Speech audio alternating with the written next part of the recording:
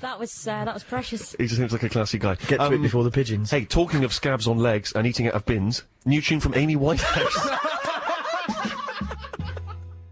Yeah, that's it. 6 Music. Where's he been? Dunno. Any ideas? What, Lamb? Yeah.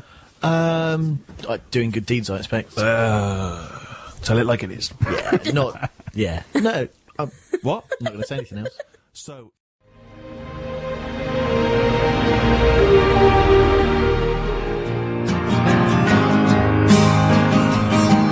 Taken from Bruce Springsteen's new album, and of course also the title track of the new film starring Mickey Rourke, which I heartily urge all to go and see. It's cracking. The Wrestler. Yeah, well, he's written it for the rest of the film, but what he should have written it for is this new TV show. Have you heard about it? No. It's Hulk Hogan's new reality wrestling show with celebrities. It's Brilliant. called Hulk Hogan Celebrity Wrestling. Basically, Hogan... Do you know what? I don't think you needed to explain what it is now. I think you could have just told me the name of the show. I probably could have. It features Hogan, Brutus the Barber Beefcake, and Nasty Boy Brian Knobs. And then training up the celebrities. Who? Nasty Boy Brian Knobs? Yeah, Knobsy, you know. He just sounds like someone who works like in a burger van. Yeah, I can't remember what his special move was, but anyway. They've got Dennis Rodman. Oh, blimey. They've got Todd Bridges, who used to be Willis in Different Strokes. Wow. And who's this? Well, they've only got Screech, Dustin Diamond from Saved by the Bell. Hang on a minute. He's going to be cracking some funnies as well, isn't he? You'd have thought so. Is he going to be running around the ring, sort of being chased in a various way? But yeah, I mean, we're getting closer to the day where a celebrity's going to die in one of these programs, aren't we? And I think this could be the one where someone goes. Rodman would destroy Screech, wouldn't he? It doesn't seem like a fair matchup. But so hang on, is this legit wrestling? Is this Greco-Roman wrestling? Is this kind of Olympic style wrestling, or is doubt this it. the same sort of novelty wrestling as? No, they're going to be split into two groups and taught the same wrestling moves, and then they're going to create a big, enormous wrestling match, possibly like a Royal Rumble. Well, yes, but I've heard on the grapevine, and I don't want to upset anyone here, but I've heard that sometimes wrestling's not real. What? That's ridiculous. Yeah, apparently Kendo Nagasaki may not have even been from Japan. What? Really? I know. BBC in new shame. All I'm saying I can is, see it brewing. if that were the case, I could see how Screech might be able to topple Rodman. Yeah, in other news, Big Daddy was never a father. Giant haystacks never worked on a farm. Exactly. So, again, I may have overstepped the mark there. Yeah. It sounds tremendous. Have I missed it? I think the first show went out last night, but yeah, Saturday night. What channel? Well, it's Bravo. Oh, well, thank goodness for that. That means it will be repeated endlessly every half hour. So I'll still be able to catch it. Dan's musical choice on this week's Steve Show. What was it, Dan? That was The Long Lost and A Miss, and that's out 2 weeks tomorrow, date fans. Oh, thank you very much indeed. I've been wondering something through that song. Was one of those wrestlers gay? One of those big famous wrestlers, like Big Daddy or something? Giant gay stacks? Is one of them gay, though? I don't know. I've no idea. Giant gay stacks. Sounds like a euphemism for something. My goodness me, did you see the size of his giant gay stacks? Whoa. No, I don't know. I'm not sure. I'm just, when there's something niggling in your mind, I'm sure it was like, he was outed. I don't know why you think these muscular Adonis-type men who grapple each other in a ring whilst clad in pink lycra would be gay. Why? Yeah. I think that's why it was just so outrageous. No one would believe it. Just run big gay wrestlers through Google, see what happens. Be careful. Be very careful. This is BBC property. Don't do There's that. going to be some sort of siren go off if I do that, Sam. Yeah. Type in Kendo Nagasaki. Kendo Nagasaki. Yeah, okay. Kendo Nagasaki. BBC6 Music. That would have been fantastic. Maybe Keith Moon, was he in the Rolling Stones? No. Yeah, he was. No, he knew them.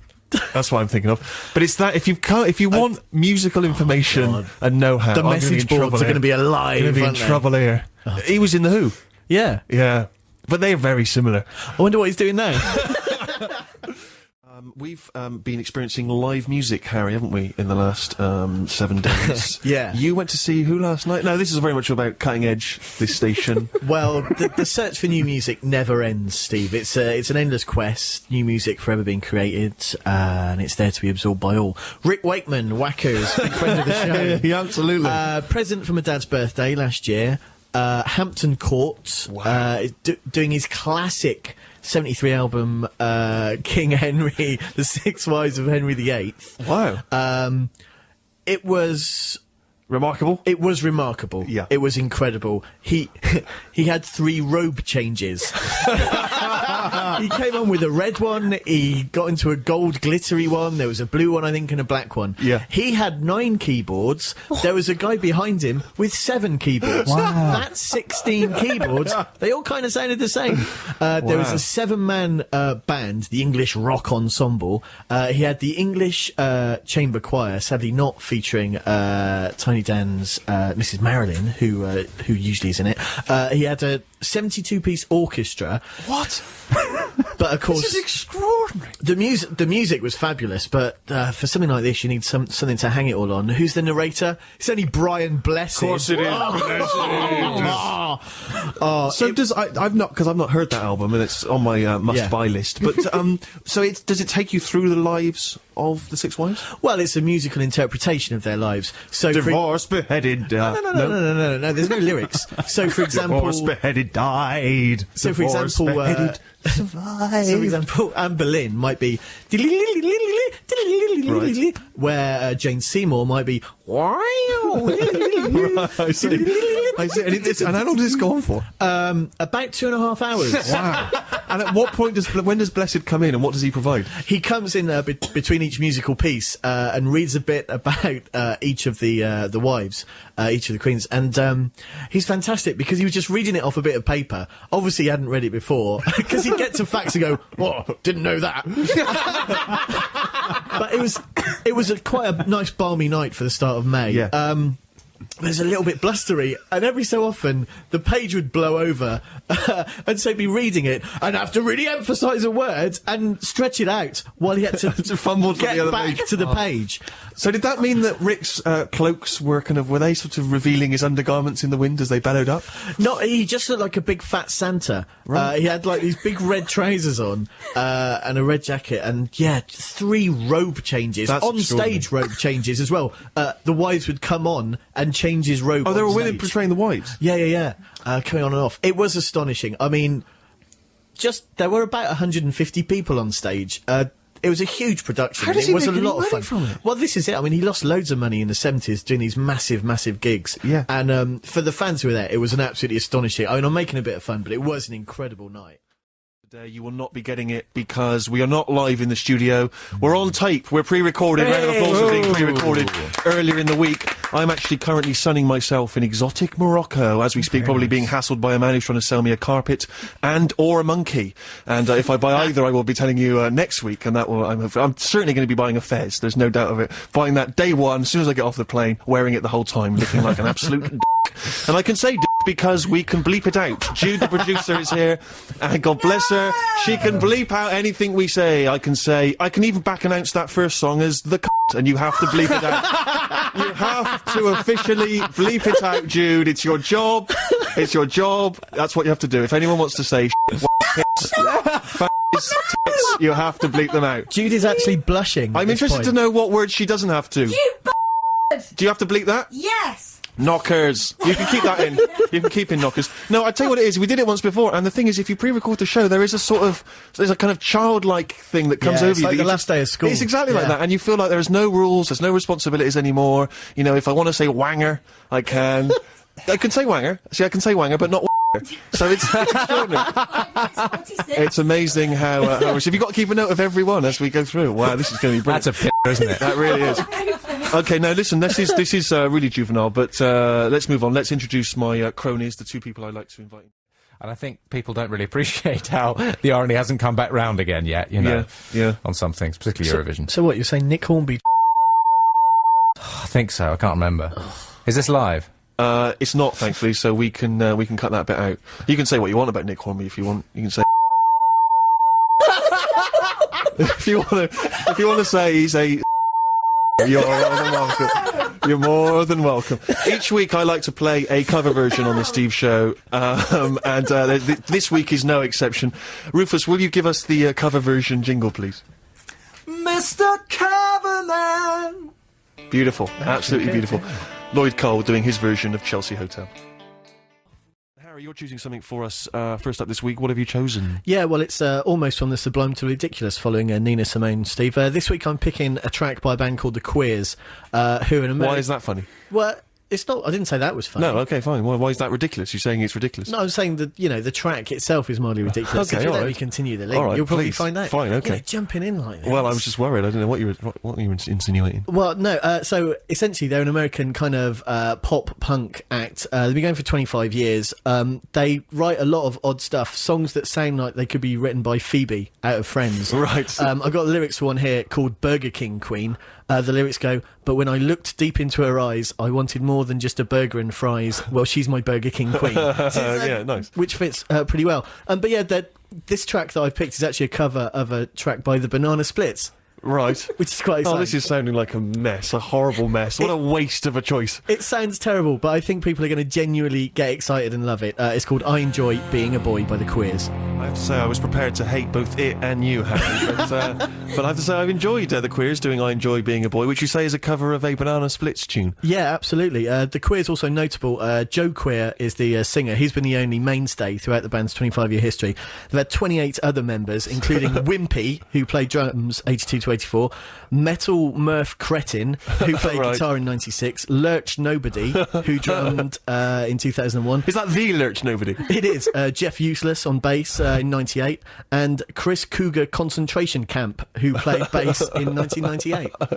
And I have to say that for a kind of novelty band, it seemed like a surprisingly kind of honest version. You know, Yeah, they it just was went for it. I say honest version, I don't know what the original was like. Yeah, Did the Banana Splits write their own material, or was that done for them? I think they did. Apparently they Might Be Giants do a version of that as well, but I've not heard it, and it can't be better than that. Sammy, are we talking nonsense when we mention the Banana Splits? Does that mean anything to young tykes like you? Am I going to really put my foot in it here by thinking the Banana Splits are the ones that had the costumes? That's right. Oh, Yeah, thank goodness for that. I thought it was something else. It's No, like no, coming they on are. a Yeah, that's fine. big car and And they just... had the glasses, and one looked a bit like the Snuffleupagus from... That's right. Yeah, Sesame Yeah, Street. that was We're fine, the we're fine. Splits for you, right there. Well They're done. quite good. Were they on when you were watching TV? I think they were Saturday doing mornings? kind of like replays on a Sunday morning Right. with good old episodes of Grey Chills, Yeah. children dying in toilets and things. But yes, I can vaguely remember it. Children dying in toilets and things. Didn't someone die? Was it a cupboard? Yeah. Zamo, I don't know if he died though. Did he? Didn't he? He was just off his head. Did he die? I can't remember. No, he looked like he did. All right, that's what stuck in my guy mind. died in the car, hanging out the car. And someone drowned in the swimming pool. Someone did die. Yeah, I was right. Yeah, it's fine. Okay, you're just having your own conversation. We appreciate it. Thank you very much. But one of you's not even got a microphone, so maybe we should do that during the records. We're racing towards the news, obviously, and we wanted to squeeze in one tune. And as Jude's come back, she's recommended this to me. I can't tell you if it's good or bad, except that she's giving it the thumbs up. It's amazing. Is it really amazing? And a listener thinks so too. Okay, well, if a listener thinks so too, then it must be good. Of Montreal, and the track Suffer for Fashion. We're friends with, say, Richard Branson. Yeah. But obviously that's not happened. Virgin trains, though, brilliant, aren't they? But no, seriously, come on. And the Virgin Cola, ooh, refreshing. But no, I went to try and buy some Wellingtons yesterday. I thought I ought to prepare. I went to a little shop, and the guy said we got any left because Russell Brand has just been in. He's just bought some. What? And I love it when people who kind of work in shops who are there just kind of appalled by someone who's got perhaps an eccentric clothes taste. Because he went, Russell Brand was in. Oh, what was he wearing? He had one pink Converse trainer, he had one white one, and he had no shirt on and only a jacket buttoned up. And it was drizzly. I don't know what he was thinking. And I could relate to him. But apparently Russell's got the last pair of Wellingtons in London. This is it, because I was wondering where I was going to get a pair of wellies, and it seems like there aren't many shops if you and Russell Brand are going to the same one. Yeah, I don't know what. I didn't even realise he lived near me. I can't. Maybe he's bizarre. just travelling across London to get them. You could have thought you'd have spotted him walking around. He would have. Yeah. Apparently he had no shirt on and multicoloured trainers. It was absurd. I spoke to my dad on Father's Day. Obviously, we're all mentioning our fathers a lot on Father's Day, which is quite nice. And I said, haven't you got some wellies at home that you gave me for Christmas? And he said, oh, do you need them for Glastonbury? I thought it was nice. Yeah. But I heard that wellies aren't actually the best thing, because if it does get muddy, they just stick and your feet come out and you lose your wellies. So I'm not sure what's best, some kind of all-in-one outfit. Well, and Dr. Sammy. I'm going to vote for angling pants. yes, that's a good idea. Chest waders. A big pair of waders. That's a fantastic idea. Do you remember the Wader Man from back in Bristol, Steve? The Waderman? No. No, well, me and a bunch of my friends, don't know if you ever used to come, we used to go fishing down at the river, and there was a guy called the Wader Man, so known because he used to go along, and the young lads who were fishing, we were like, 12, 13, 14, he used to get us to try on a pair of waders, and he'd take a photo of us. Oh, that's dodgy. He'd say, "Look, I've got these waders. I sell waders. What I need pictures of people wearing them so they can see what they're like when they're on." And so he'd get people to wear waders and take photos. What's extraordinary about that is I don't want to make any accusations, but it's such an elaborate way of being able to take photographs of kids and young people. But he did this for years, But who unchallenged. comes up with the waders idea? I It's don't like, know. do you know, here's a pony. Would you like to be seen, petting it? That seems Yeah. so much more direct. Yeah. I've got a bulk order of waders here of different sizes. That's particularly strange. Yeah. That's for sure. 6 Music. Wow. On digital, online, BBC6 Music. Whoa. That was funky. I wasn't expecting that. Ooh, that sums up the liveliness of this show. We've still got to come. James King is going to be reporting to us live from the Cannes Film Festival, providing his phone still works and the Frenchies haven't screwed things up their end. So, listen, you know how sometimes I like to DJ? People, not just on the radio, but, in a kind of party environment. And a lot of you guys, I'm sure, have seen me, busting it live, and you've been suitably impressed. Last night, although jet-lagged, having come back from Cambodia, I cruised along to my friend. He's having a great house party. I've told you about this before. What he does is he wallpapers all the walls with kind of big white sheets of paper. Everyone can write their names on it and stuff. Sounds kind of a bit rubbish, but actually it adds a sort of nice, people are scrawling stuff. It's a very good way of sort of mingling and communicating. He lays on the smoke machine. He had a live band playing in his living room last night. It was genuinely old school vibe, the sort of thing you'd see in a Beastie Boys video. It was dynamite. And obviously, around the 1 o'clock, they like to bring on an absolute master like myself. A lot of people playing some quite hardcore stuff. I like, as you know, to play the party favourites. I got no shame in that. Not necessarily Dizzy. Nothing wrong with Dizzy, but I'm obviously playing your Jackson, your Prince, the like, some sort of guaranteed dance floor fillers. But I like to mix it up occasionally. And I'm not. This is not a tragic crowd. Okay, these are a crowd. They're really rocking it off to some drum and bass. Some guy was playing some nail and bass or whatever they call it, some pretty hardcore S. So obviously, it's quite dangerous when you're coming in and you're playing some of the stuff I'm playing, Whitney Houston or whatever. But they were loving it. They were genuinely going wild for it. But I like to experiment. Last time I was there, I dropped in some Collins. Right, Susudio. Yeah. It took the roof off. I mean, it absolutely took the roof off. But we already know that Collins is sort of having a renaissance of late, thanks to the Big Chimp advert. So obviously, it's not. So I'm not really kind of, I'm not really kind of breaking any new territory there. So last night, someone dared me to play a tune, right? And I was edgy about it. I have to say, I left it to the last second before I slammed it in. And they were, you got to bear in mind, they were absolutely going wild. It was touch and go. I did not know how this was going to go down, right? Maybe I'll just play it for you. I'll see what you think, okay?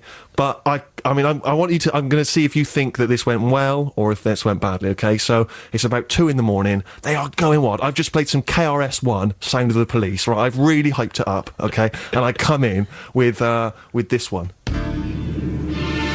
love you. Show. Right. Just crank that up for a second, right? If you're in your living room now, just crank this up. If you're doing some ironing, put it down. Right, just have a boogie. Listen to that bass line.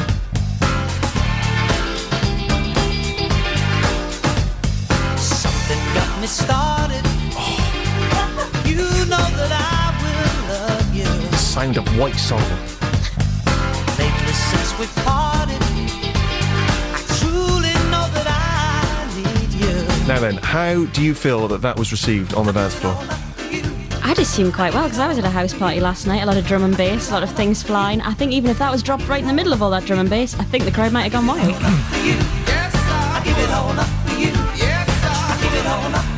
Dan, I mean, you're a top DJ. You've played some of London's biggest pubs. Yes.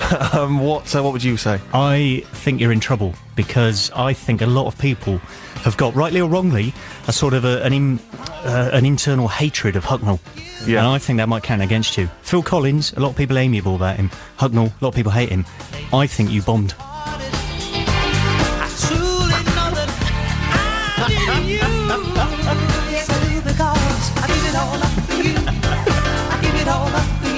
Harry, you've obviously seen me DJing in the past. Yeah. You know I can rock a joint. Yeah, when I'm on form. You do a pretty good job generally, yeah. This one's a tricky one. It could go two ways. It could get the ironic thumbs up. People could be going mad for it. But if it's 2 a.m, they might be a bit overtired, a bit edgy. If I'd had a lot to drink and this came on at 2 a.m, I'd probably just get a load of people together and try and track down Hucknall and tear him limb from limb. You're not a Hucknall fan? Not really. Rufus is doing the most amazing air sax solo. Air sax. Beautiful. Wow, now Rufus is kind of... He's capturing the spirit of the song.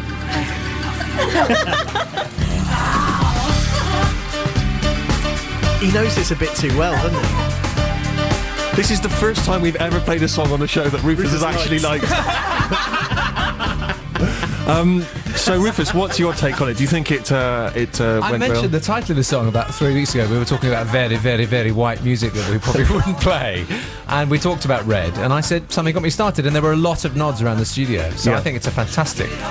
Are you going to tell us how it went down? Okay, so as I say, I'm playing KRS-One. Yeah. People are whooping. Woo, woo, it's the sound of the police. You know, it's pretty urban there.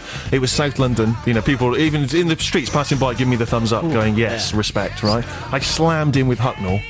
It tore the roof off, everyone. It absolutely tore the roof off. People were jumping on the windowsill, dancing like they were in some kind of gilded cage in a top London club. I am not BSing you. It was an absolute floor filler. It is going to be in there now, in the collection, alongside Sussudio, alongside Love Shack, alongside Boom Shake the Room. It is now a guaranteed Steve Show record box mainstay, and there is no higher praise than that. And I like to think that if Hucknall now has a renaissance, you can thank me, everyone. You can absolutely thank me. Which tune are we going to play now? Because I'm wondering, have we sort of exhausted that? I think we have. Should we dip down to there? How? What buttons do I press? I do. You do the buttons. Okay. Rufus. Hang on a sec. Hang on. Come on. Were you wearing a hat while you were Of course I was wearing that hat. Oh. People are going to be saying that about that. I saw Steve Merchant the other day. Wearing the hat? Yeah. Yes. Yeah. Playing some Hucknall. Thumbs up. Hucknall's got a new album, by the way. Anyway. So, yes, we need to quickly get a... Harry, let's have a musical choice from you. A final musical choice, and as I say, a tune which is one of your favourites. Yeah, I mean, this has been horrible. I'm sure we've all been through traumas this week trying to think of a track. I actually bought 3 songs in my bag. We have to decide on a Tuesday, and you never know how you're going to feel by a Sunday. So I bought 3 with me, and I almost changed my mind 5 minutes before the show, but I didn't. My one true love, the only gang I ever wanted to be in, apart from this one, was Rocket from the Crypt. Their album, Hot Charity, was out in 93. I was at university, and it came out on vinyl, and I couldn't stop buying copies of it. I didn't have any money. I couldn't really eat properly. But every time I saw a copy of it on vinyl, because it was limited edition, I thought, I better buy that in case my copy breaks somehow, if I leave it in the sun and it just melts. Now, because I was discussing our university days with Dan the other day, and am I right in saying that one of the student accommodations you lived in, instead of cleaning the grill... after you'd perhaps done sausages or whatever, you used to heat up said grill until the fat that had collected in the bottom was now liquid again and pour it off into the bin. And that was your idea of cleaning. What am I going to do? Chip off congealed fat with some kind of... Am I right in saying that you used to buy paper plates and cups and throw them away? That was an isolated incident due to a row over washing up. Is it right that you once ate a meal off a magazine rather than a plate? There are elements of truth to all of these accusations, Steve, and I'm not going to sit here and confirm or deny all of them. Let's just say I was a student. I was living with some, a couple of these guys were older than me. They'd already been away from home for a year, and their way of life was appalling. I'll tell you this, if you are a student out there, and I'm sure there's a few, do go with the magazine idea. It's off a tremendous magazine, idea. it's brilliant. Eat off a magazine and just tear those pages out. Yeah. If you get yourself, order up, say, a Freeman's or Case catalogue, you've got crockery there for at least a couple of terms. Well, here's a little tip. Go down the doctor's surgery, just nick a load of magazines, take them back and eat off them. Now, you might not get steal something. magazines from any kind of surgery, people. But We're on the BBC. My God, he's telling it like it is. But no, from a doctor's surgery, it's fine, because they've not bought them. People just donate them. Yeah, but they're covered in swine flu. What are you talking about, man? Just give them a quick wipe, or just put a layer of melted fat onto the cover of the magazine, and then your dinner. If you're drinking or eating soup, just turn out the edges, just curve up the edges there, and that'll see you fine, Yeah. No, There's a lot of great ideas, great tips for students. Student life is messy, I don't think anyone would deny that. Anyway, this is guilt-free, Rocket from the Crypt.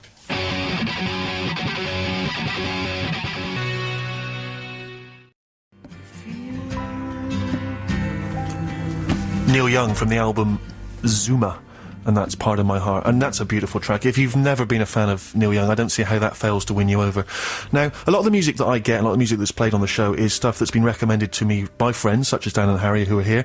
Otherwise, I'll probably get it from listening to the radio or from the free giveaway CDs that you get on magazines. I don't like to just experiment with music, you know, I like someone else to pay for it first. And one of my friends is a guy called Dave Greenwood, who used to send some excellent compilations to me with such an amazing assortment of different tracks. Dave, you knew, Dan, I should say, you know Dave, don't you? Because I do remember him, yeah, from years we back. went to university with him, and how would you characterise the man? He was always a nice fella, Dave, but he was, it was like he had a dark secret that he wasn't letting on. There was something about him. There was a touch of the night, I think, is the phrase, isn't it? Well, I'm glad you've been so positive, because he's on the line right now. Oh, no. Secret's out, Dan. Yeah, sorry about that, Dave. I'll shoot off now, yeah? I'll see you later, and I'll leave you with Steve. Dave, how are you, mate? Great, thank you, Steve. Love the show. Thank you very much indeed. You've not actually been able to listen, have you? No, I was just guessing. No, just in theory, you love the concept of me having a radio show. Well, yeah, you know, it's a start. Exactly. Thanks very much. I hope to move on from here. Now, the reason I'm in touch with you, Dave, is because firstly, I want you to recommend a track that I'll play, and I might come to you in future weeks for a similar recommendation, because you are, as I say, a person of excellent taste, and I admire you greatly. Well, very well said, thanks. Thank you very much. But I think, I'll be honest with you, I phoned Dave up just before the show. I haven't spoken to him for quite a while. When was the last time we spoke, Dave? About 5 years. About 5 years ago. And so I phoned him up. We're quite close friends, though. we're good buddies. And I phoned him up, 5 years, later, and said, listen, I'm doing a radio show later, would you come on? Would you maybe just introduce a track, because you've got excellent taste, and it would be nice. I like to think that this is very much what the show's about. It's a meeting place for friends with a music taste, and I include the listeners in that circle of friends. Although if you see me in the street, don't come up and talk to me. It's not that kind of friendship. But of course, to come up and say hello. But then don't bother me. Don't expect. Anyway, so anyway, I thought, I'll give Dave a call, and I gave Dave a call, and he dropped this bombshell. Dave, what is the bombshell? Well, the bombshell is, Steve, that like Boys to Men, I'm at the end of the road. I've run out of West. I'm at Land's End in Cornwall. Can you believe it? No, that's fair enough. Maybe you've just gone there on holiday, but surely there's more to it than that. There is more to it, because as soon as possible I'm going to be leaving and walking all the way up to John O'Groats. He's going to be working that's from a round Land's of End. applause, isn't That's a Steve round of applause right there. Well, I That's haven't done amazing. it yet, but thanks. Well, no, but even to kind of consider such a task is extraordinary. It's insane, yes. Are you doing this for charity? Absolutely not. I'm doing it for myself. Although if people want to You're give not doing it for charity? No. I've deliberately decided to shun all charities. Right, that's one of the most perverse things anyone's ever done, Dave. The idea that you couldn't even be bothered to get a little bit of sponsorship for a charity is just so bizarre. Well, yes. That's true, but, I like to stub my nose at all things whenever possible. Do you know what I think? Including you. Thank you very much. I imagine that there's going to be people from charities now coming, as you're walking, just heckling you from the side of the street with placards you could have given to cats' homes, all sorts. I'm open to the highest bid, so if they want to get in touch with me, then they can do through you, no doubt. How long? I don't know how that's going to work. How long will it take you to walk all this way? Well, it depends on how the limp heals, but I imagine, 50, 60 days. What? 2 months. 50 or 60 days? Yep. It's a long way, Steve. I'm aware of that, but, surely Beefy Botham did it faster than that, didn't he? He was on an elephant, wasn't he? He was what? On an elephant? Or he had... On an elephant? Yeah. Right, well, anyway, I think it's time that it's good that you're spending a bit of time alone with yourself for 3 months to just, think about what you've done. But anyway, that means then that you'll still be walking, on next week's show and the show after. I will, That's fantastic, so we can catch up with you, find out how you're getting on. Well, if you can find me, Steve, then I'm sure we can log back in. Have you thought this through? I mean, have you made a plan? Are you staying in a B&B, or are you just sleeping rough? My plan extends up to tomorrow, and then I'll kind of wing it from there. Right. But, it's up, isn't it? It's all up, so I'll just keep going that way. Sure. I love the fact you've not thought this through. You're a maniac. Good. Well, this is extraordinary. Well, anyway, thank you so much for spending the time to talk to us, and I'm assuming you're going to get fairly lonely, so we'll catch up with you next week. What track are you going to recommend for me this week? Well, it's a track that you picked, Steve. Well, I did, but only from the compilation you gave. You've ruined a little bit of the magic there of radio, Dave. Yeah, okay. Well, no, I've had a long think about it, and the track that I've picked is the Beach Boys, It's About Time, which is from their 1970 album Sunflower, which apparently nobody bought, but in my opinion, it's better than Pet Sounds. Blimey.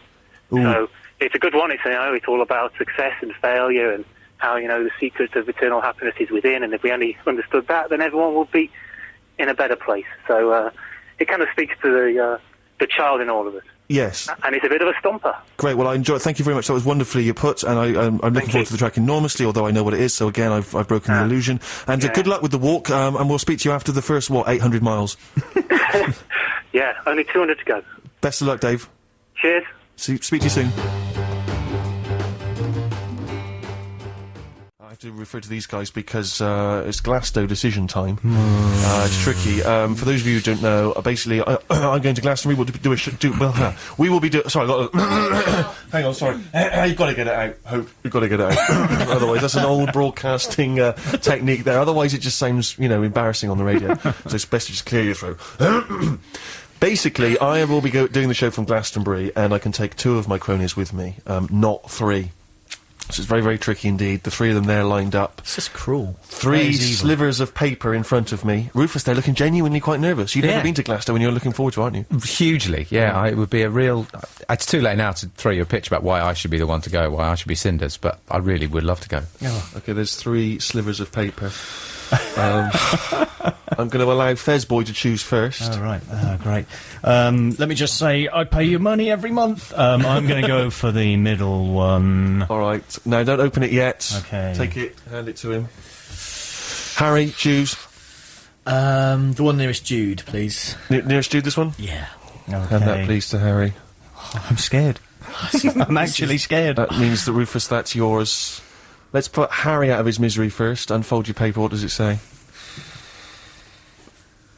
Glasgow. Glasgow. Yes. He's loving it. What does that mean? Does that mean he's going? Does that mean he's going, or does that mean he's out? Look at his little face. Webcam proof. I'm holding out for the webcam. Glasgow. Glasgow. He gooned Glasgow. Okay. Me against you, Roof. It's the 2 boys there. No. Okay, this is genuinely exciting, isn't it? This is like Who Wants to Be a Millionaire? Let's put Rufus out of his misery. Open your sliver. Oh my goodness. Glasgow. Oh! No. Congrats, Rufus. What on earth?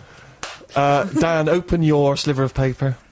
Okay. What does it say? I presume it says... Fez-wearing loser. How did you know I was going to be wearing the fez? Well, was it some sort of mind game? What? Have you been No lining this up all secrets. show? No secrets from the listeners. I have carefully staged this because actually the truth is that Dan already told me he couldn't make it. He couldn't get down to Glastonbury. So actually you two... We burned you, Tim. We burned you. For nothing. This is like Beadle. It's like Jeremy Beadle, you've been framed. So exciting. Yes, you 2 boys will be going. I'm still angry. Rufus, I still feel I lost. You'll be packing up your old kit bag, I imagine. I'm so excited. Really?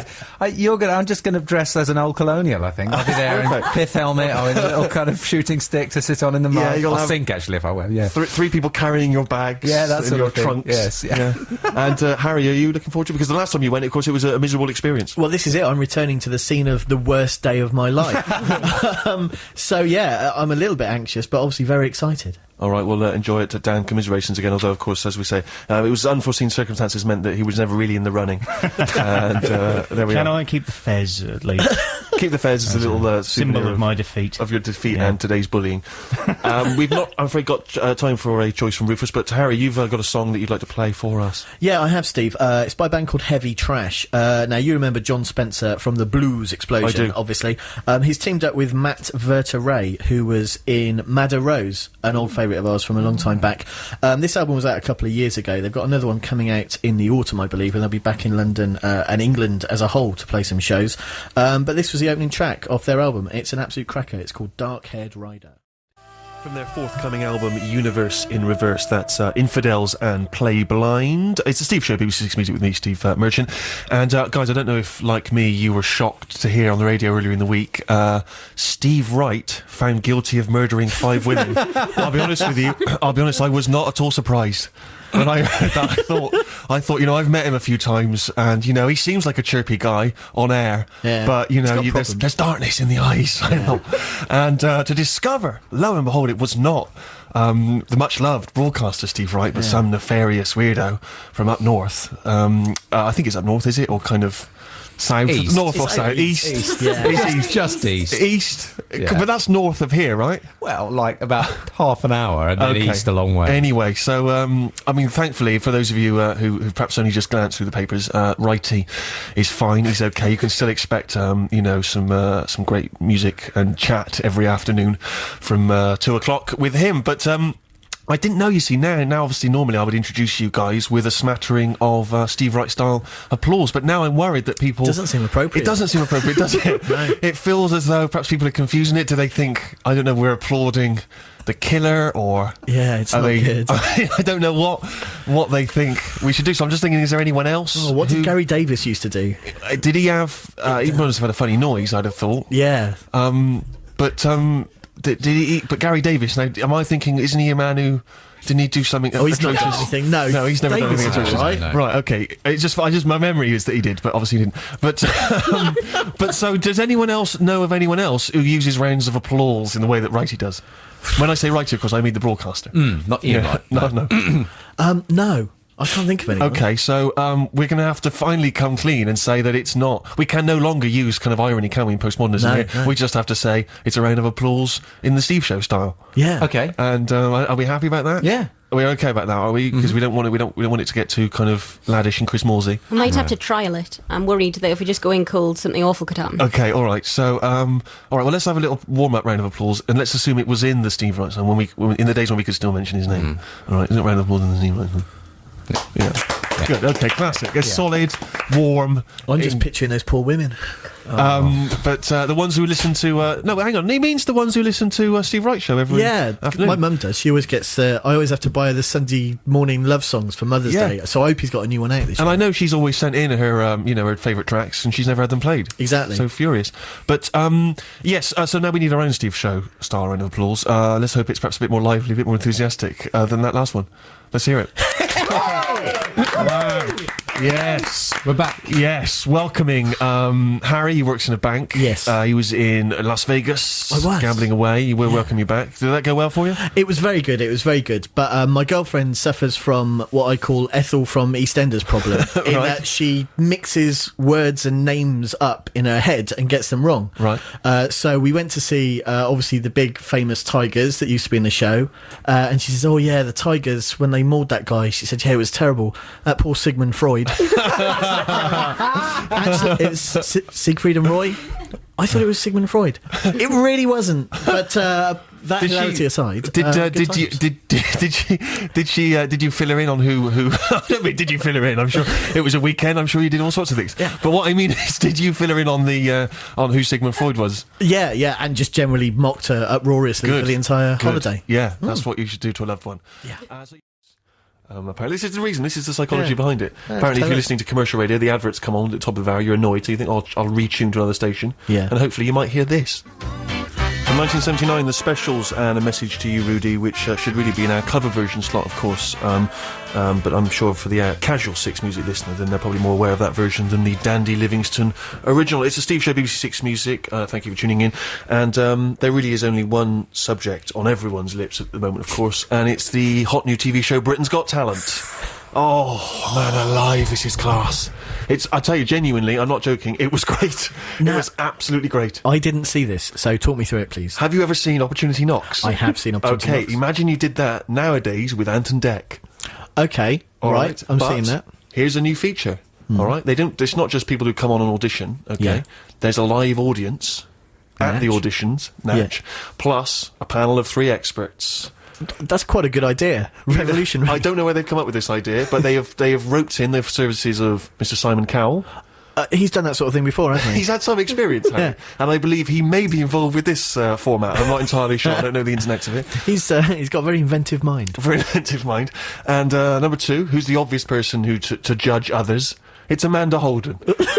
Of course, a person who should be pointing the finger at other people. It's clearly Amanda Holden. And number 3, of course, Piers Morgan, former editor of the Mirror, Fantastic. and a man who has always got for me, the look about him, that feel about him, of the sort of person who, at school, would have prodded other kids to do mischief. And then when they got in terrible trouble, so I had nothing to do with it, I don't know what he was doing. You know, why didn't you set fire to the school? Yeah, okay, Piers, that's a good idea. I don't know what you mean. I just suggested it to him, it had nothing to do with me. The thing with Morgan is he always looks so smug whenever he's doing that sort of stuff, but also he's got a kind of a sweaty glint to him, like he knows he shouldn't really be there. He's getting away with it somehow. So anyway, that's your panel. Okay. And then, obviously, the brilliant Ant and Dec are kind of hosting it, and they sort of wheel on, essentially, various acts, you know, and as you might expect, there are a mixed bag. Yeah. Some are freaks, as you would expect from any of these shows, and some of them are surprisingly good. And so the first one last night to have... Well, maybe you'd like to describe it, Sammy. I'm thinking of the guy with the scrawny-looking monkey puppet. I'm so glad you said that. I was in the shower and I had the door open to try and listen to what was going on, and I could hear a Michael Jackson song, but it was Michael Jackson singing it. I thought, well, this isn't someone covering a Michael Jackson song. But wait, no. It was a monkey puppet singing the Earth song. Yeah. It was fantastic. Well, that's just a good idea. It was genuinely really good. It was Of course so it is. good. I don't think I can quite do it justice. I'd be very surprised if it didn't feature somewhere on YouTube. But Yeah, a man it's got who's to. controlling a monkey puppet, and the monkey, of course, is, you know, showing its arse and it's dancing and it's pulling funny faces and stuff. It was brilliant. Well, that sounds really good. And it got a standing ovation. This is the quality now of entertainment in this country. A standing ovation from the audience, and rightly so. And so there were, there were a couple of dregs, obviously, in there, and there's quite a lot of the usual embarrassments. And then this kid came on towards the end, right, and he was in a kind of white one-piece jumpsuit with a sort of spangly bit and some sort of bleached hair, and he was with his gran, and he was about 18 or 19, and he kept just talking about how he was a twirler. Right? Oh, right. Now, a twirler, if you're not familiar, that's industry jargon. It's a ribbon? It's a baton. Oh, it's a twirler, baton. baton twirler. Oh, yeah. And so, apparently, there was quite a sad story behind it. I don't know the ins and outs of it, but they seem to hint at the fact that his gran, who was with him, she had a troupe of baton twirlers, and he'd been hanging around baton twirlers all his life, or twirlers, as they're known, and he'd grown accustomed to hanging out with twirlers, and he himself had secretly become a twirler. You're kidding. But she didn't know. He kept no, the gran knew, but she and he had kept it from his parents, who had said, "We don't want you twirling, no son of ours." And it was essentially the story of Billy Elliot in twirling form. And so, but the way they constantly used the word twirler, it started to take on a sort of, it was almost metaphorical in its usage. And so he said, "Yeah, I'm a twirler, and my parents don't know I'm a twirler." And so he goes on and he twirls in front of the panel and the nation. Yeah. Once again, audience loves it. On their feet, rapturous applause for the twirler. Yeah. And it was as though he'd come out. He had come out as a twirler on national television, and he was saying, "I'm hoping my parents are going to be so proud." And I couldn't help but feel, I kept imagining that he'd get home and they're just getting boozed up on a Saturday night, They're kind of wild. His dad smashed the place up. Exactly. No son of mine is ever going to be a twirler. And the problem is that you just yes, of course, he finds it transcendental when he twirls and everything. That's great for him. It's very much who he is, in his core. But you can't help but feel he's going to get his teeth kicked in when he goes back to school. That's the fear. Problem. That's the worry, and I just wonder if there are certain things that need to... If you're a regular listener, then... I just wanted to make that clear for everyone. If you're a regular listener, you will know that I have been catching up with an old, close friend, Dave, who I didn't speak to for about 5 years, and then I spoke to him before the beginning of the first show, and it turns out he's walking from Land's End to John O'Groats for no reason. And we'd like to get him on because he's got excellent music taste and recommend a tune for us, but also just find out how his arduous task is going. Dave, are you there? Hi, I'm Steve. How's it going with you? I'm all right, mate, but how about you? How are the legs? Well, you keep saying it's for no reason, and, I try and clarify that there is a reason, but then you keep pressing me. Well, you say you clarify, but you haven't yet given us a reason. No, but that's, part of the whole mystique of the event. But that's what I'm saying, is you haven't given us a reason. Anyway, how are the legs? Good question. How are the legs? Are you exhausted? Yeah, much better, yeah. Are you all right? Yeah, athletic supports are the future. Have you found it harder than you expected? The walking? Yes. Mainly, I'm struggling with the fact that everyone seems to be staring at me, and the further you get from, the kind of places where people do walking, and you get towards where I am now in the West Midlands. Well, they don't walk; they fly, of course, up there famously. Birmingham. It's a little bit odd to see someone. So sure. Yeah. But you're sort of enjoying it, or is it just proving kind of a folly? Oh, it's a laugh a minute, literally. Yeah. And what do you do of an evening? Where do you sleep? Did you just fall exhausted into a ditch, or what are you doing? I I roll up to whichever pub or B&B or guest house would have me, and I use my my wits and looks and charm, and then when that doesn't work, I just get out the cash and they take me in for the night. Can I make a There's no one suggestion? else around these days. Everything's empty. It's great. I've got the whole place to myself. Make a suggestion, right? Just to spice things up for the next bit before we speak to you again. Why don't you just walk with your penis out? Just pop it out through your trousers and just walk. You know, like some people do these walks nude. They do like nudist walks, don't they? Just do that and just see how, you know, because it gives us something interesting to talk about next time. Because my worry is that I'm going to say, where are you? And you're going to tell me blah, blah, blah. But what about that? Because that'll be just, you know, pop it through the trousers. He could say, I'm Ian Botham and here's my elephant. exactly. Perfect. So it's just a little idea. I mean, I'll leave it with you, Dave. It's up to you, mate. You know, Well, you know, I'm up for it, but I don't think anyone would notice. Sure. Now, where have you reached so far? I'm in a place called Penkridge, which is somewhere between Cannock and Stafford, in West Midlands. Okay, and how long do you think it's going to take before you reach John O'Groats? John O'Groats. I don't know, another 4 weeks. 4 weeks. 4 or 5 weeks? That's obscene. How are you bankrolling this? You know what? I'm not even going to find out. I want to find out next time we speak to you about how you've bankrolled this preposterous expedition. Yeah, I haven't really thought about that yet. Which tune are you going to recommend for us this week? Okay, my choice this week is a bit of obscure lolloping folk, which I found on some compilation or other. It's by someone called Paul Parrish, English Sparrow, and it's...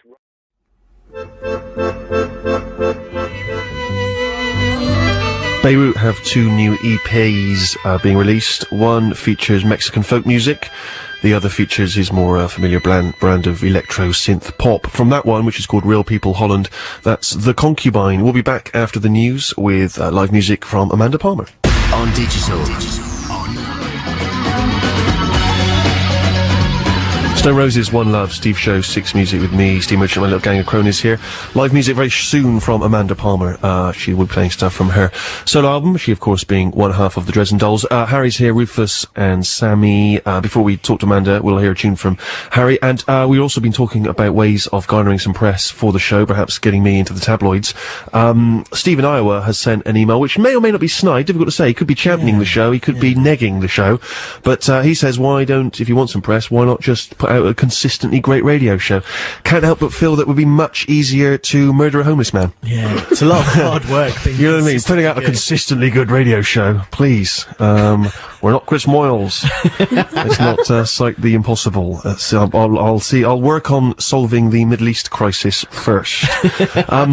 So anyway, yes, we were going to have a tune from Harry. Yeah, well, seasoned Harry watchers will know that I'm usually bringing in some kind of angry US indie rock type stuff, and this is going to be quite a departure. People are going to be shocked. It's a bit like when Dylan went electric. Wow. Or when Chegger's got his wanger out.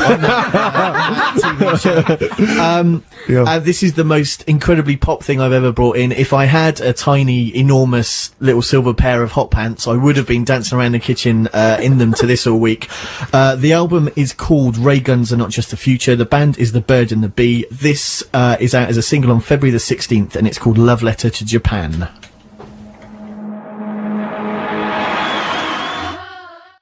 Too much turkey, you know, all the usual comedy cliches. The Auntie Santa's weed on your presents. Oh, typical.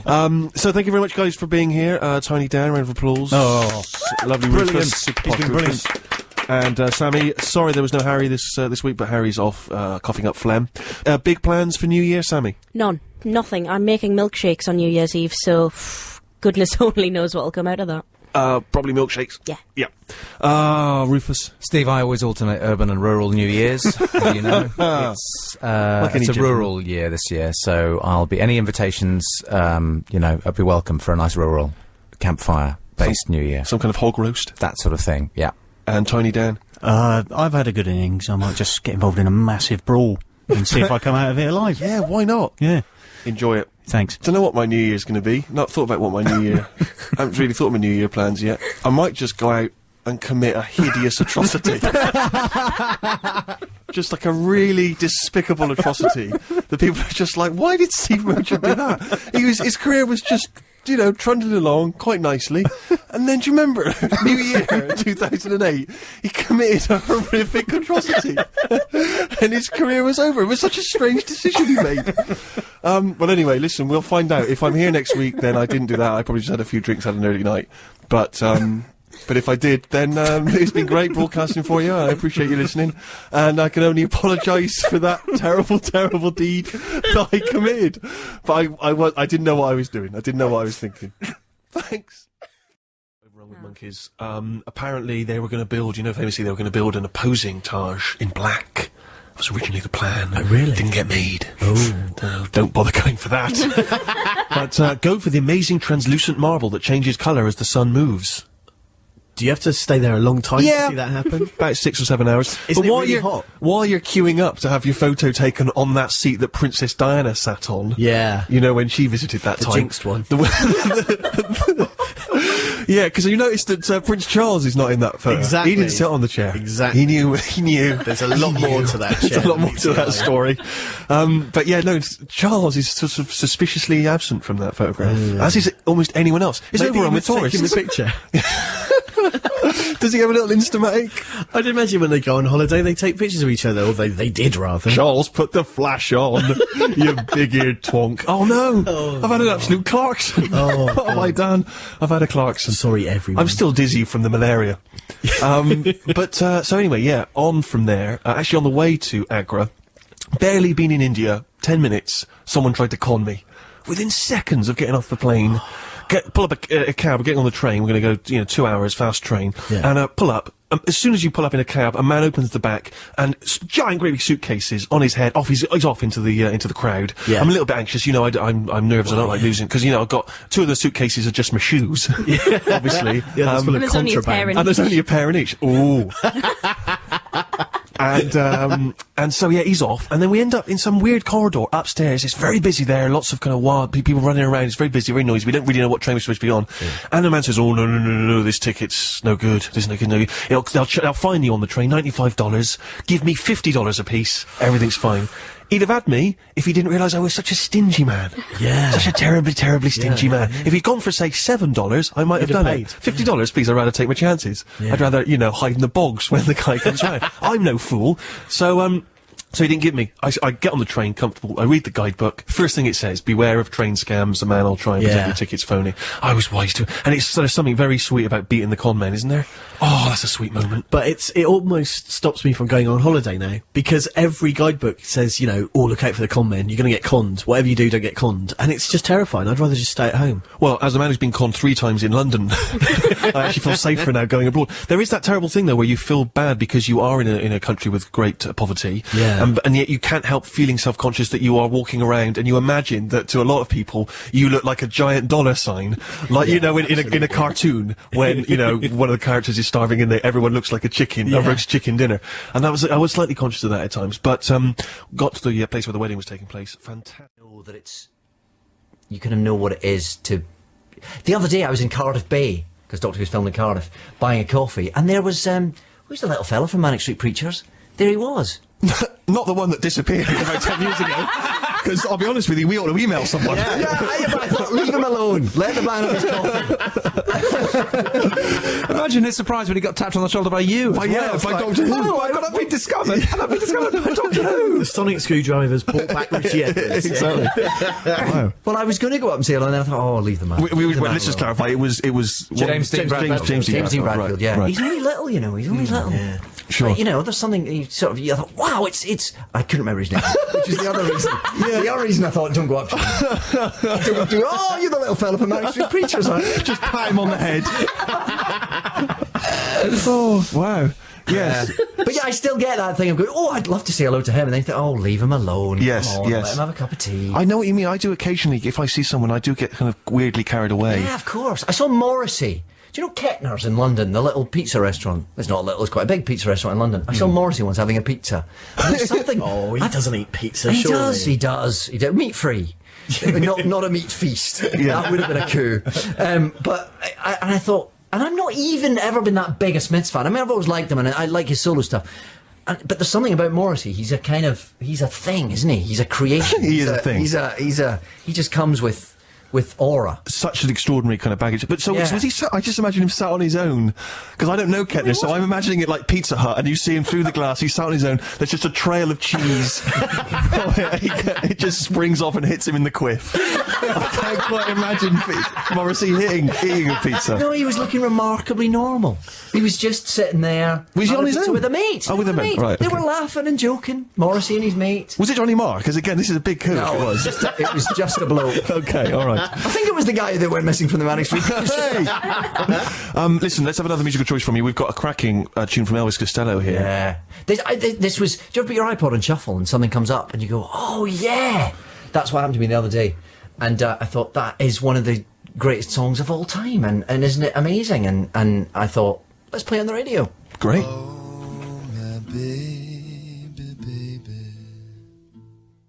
Long though, innit? It does go on a bit. It does, really. But you know, it's all about the music on Radio 6. Well, no.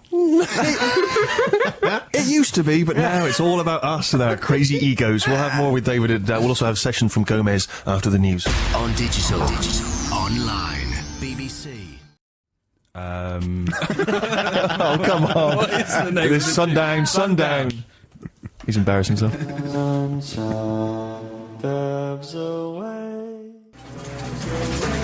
Daedalus, and a track called Sundown, Steve Merchant 6 music. How would you dance to that music? What's it's difficult. I wouldn't dance, but I imagine in a film being chased through a fruit market to that music. There's a big watermelon which I pushed off, and it's smashed on the floor. There's oranges everywhere. Maybe a punnet of strawberries. Oh no.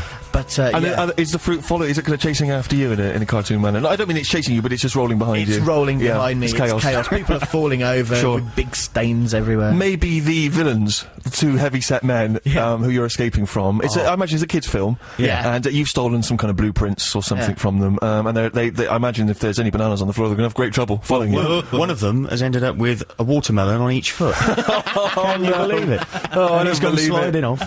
Of course, Does that song need a video? If it hasn't got one, then we could do this. And I imagine we make a fortune when we from that idea. Absolute fortune. And also, I'm also thinking that we could just maybe write that whole film. Yeah. Because you can still get that sort of stuff. I guess I don't watch it anymore because I don't tend to hang out with children as often as I used to. But no. Come on, we're getting back to Michael Jackson, and that's not. But no, you could base a film around that. You could have 3 fruit market chases, one in the beginning, one in the middle, one at the end, just some loose dialogue in the middle. There you've got an hour of fun for the kids. Be brilliant. Brilliant. That's copyrighted. No one can steal that. Sure. Down Hollywood way.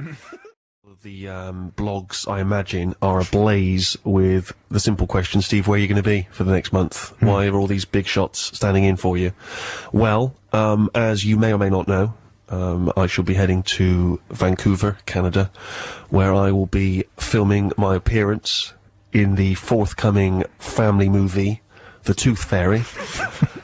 Stop laughing. Starring Dwayne The Rock Johnson. I don't know why you're smirking. Why? Sammy seems to be almost weeping in hysterics. I would imagine that is because you're deeply jealous and you know how much you would love to work with The Rock. It's because I've just realised you probably have to wear tights.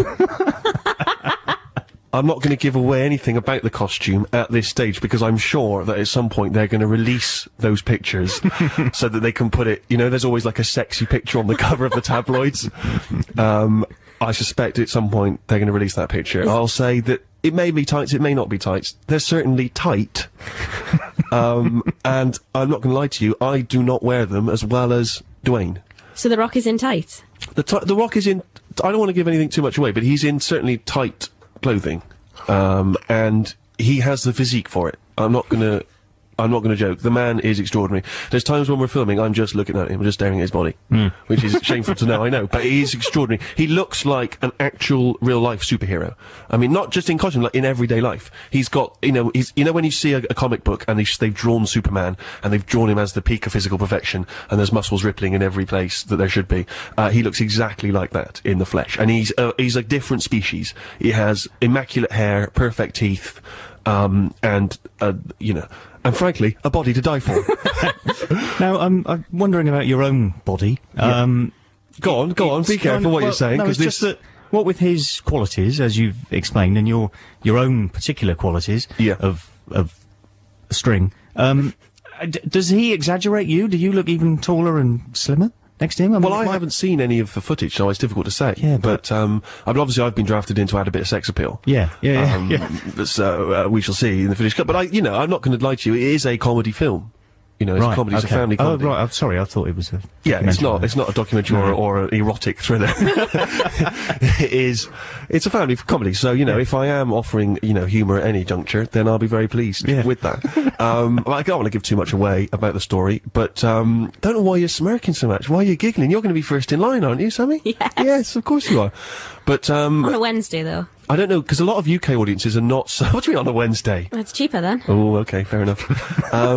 You will want to pay top dollar when you see the kind of fizz that we've got on screen together. It's like Michael Douglas and Sharon Stone in Basic Instinct without any of the leg crossing. Although, who knows, maybe. Maybe. Are those tight? Yeah, exactly. A lot of people in the UK probably not familiar with Dwayne. He's not so well known over here, although before the news, Raw Treatment Plant put out this single a couple of months back, or a month or so back. Undercurrent, it's a good tune, we'll leave you with that. And we've got Stuart McConey next, so thank you so much, we'll be back in a month or so. And it's Ricky Wilson and friends from the Kaiser Chiefs next week. Bye. Okay, bye.